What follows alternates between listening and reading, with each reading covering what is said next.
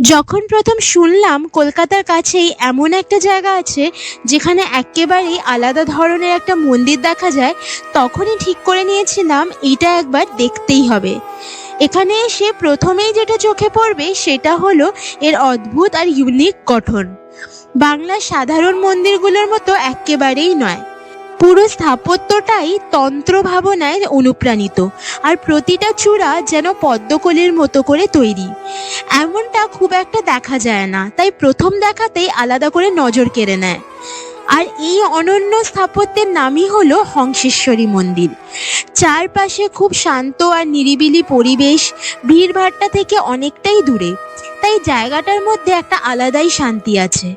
শুধু দেখার জন্য নয়, এই মন্দিরের সঙ্গে জড়িয়ে আছে অনেক ইতিহাস আর আধ্যাত্মিক গুরুত্ব।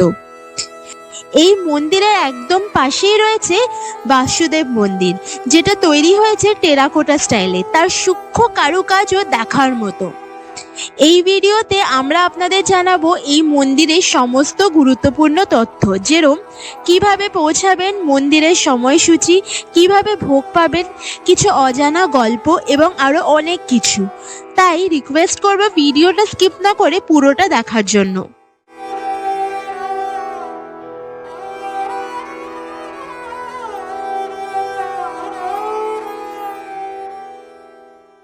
সব থেকে আগে বলে দিই আপনারা হংসেশ্বরী মন্দির পৌঁছাবেন কি করে।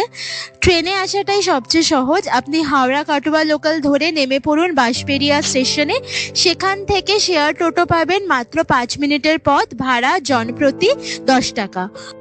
অথবা হাওড়া ব্যান্ডেল লোকাল ধরে ব্যান্ডেল স্টেশনেও নামতে পারেন।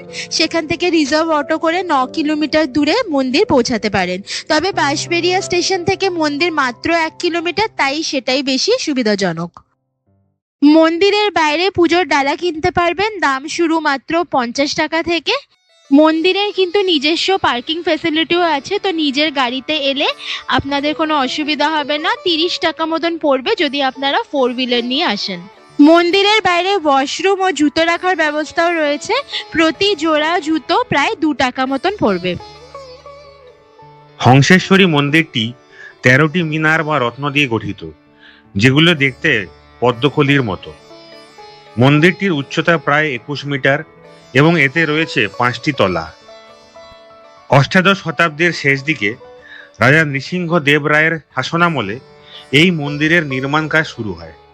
তবে 1802 সালে তার মৃত্যু হওয়ায় তিনি মন্দিরের সমাপ্তি দেখে যেতে পারেননি। পরবর্তীতে তার স্ত্রী রানী শঙ্করী 1814 সালে এই মন্দির নির্মাণ সম্পূর্ণ করেন। পাথর ও ইট দিয়ে নির্মিত এই মনোমুগ্ধকর মন্দিরটি তৈরিতে সেই সময় প্রায় 5 লক্ষ টাকা ব্যয় হয়েছিল। মন্দির নির্মাণে ব্যবহৃত মার্বেল আনা হয়েছিল বেনারস থেকে। মন্দিরের অভ্যন্তরীণ কাঠামো মানবদেহের গঠনের সাথে সাদৃশ্যপূর্ণ এবং এর স্থাপত্য মস্কোর সেন্ট বেসিলস ক্যাথেড্রালের সঙ্গে মিল খুঁজে পাওয়া যায়। রাজা নৃসিংহ দেব ছিলেন তান্ত্রিক সাধনার এক অনুগামী। তিনি জীবনের শেষ 7 বছর বেনারসে তন্ত্র সাধনায় কাটিয়েছিলেন। মন্দিরের প্রধান দেবী হলেন হংসেশ্বরী, নীল নিম কাঠের তৈরি 4 হাত বিশিষ্ট এক মূর্তি, যা পদ্মের উপর স্থাপিত। বলা হয় এই দেবী রাজা নৃসিংহ দেব রায়ের স্বপ্নে আবির্ভূত হয়েছিলেন। হং শব্দটি শিবকে নির্দেশ করে এবং সা শব্দটি মা শক্তিকে প্রতিনিধিত্ব করে। মন্দিরের পাশেই রয়েছে সুন্দরভাবে রক্ষণাবেক্ষণ করা একটি সবুজ লন। এছাড়া আছে বিখ্যাত অনন্ত বাসুদেব মন্দির, যা archaeological survey of India Kolkata সার্কেলের অধীনে সংরক্ষিত একটি ঐতিহাসিক স্থাপত্য। এই মন্দিরগুলোর অনন্য স্থাপত্য শৈলী বাংলার মন্দির স্থাপত্যে বিশেষ গুরুত্ব বহন করে। এই মন্দিরের স্থাপত্য তান্ত্রিক সৎচক্রভেদের প্রতিফলন। 5 তলা বিশিষ্ট এই মন্দিরটি মানবদেহের 5টি গুরুত্বপূর্ণ অংশ বজ্রাক্ষ, ইরা, চিত্রিণী, পিঙ্গলা এবং সুষুম্না এর প্রতীক হিসেবে গড়ে তোলা হয়েছে। আপনাদেরকে বলে দিই, যদি আপনারা মন্দিরে এসে ভোগ খেতে চান তাহলে চেষ্টা করবেন সকাল 10:30টার মধ্যে এসে ভোগের কুপনটা নিয়ে নিতে। ভোগ কুপনের মূল্য হচ্ছে 50 টাকা। মন্দিরে ভোগ পরিবেশন করা হয় সাধারণত দুপুর 1টার সময়।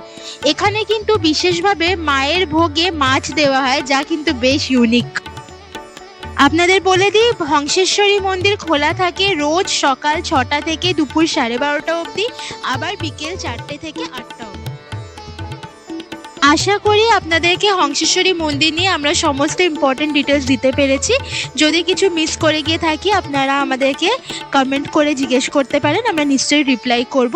আর যদি ভিডিওটা ভালো লাগে, ইনফরমেটিভ লেগে থাকে, প্লিজ লাইক করবেন আর চ্যানেলটাকে সাবস্ক্রাইব করে আমাদের পাশে থাকবেন।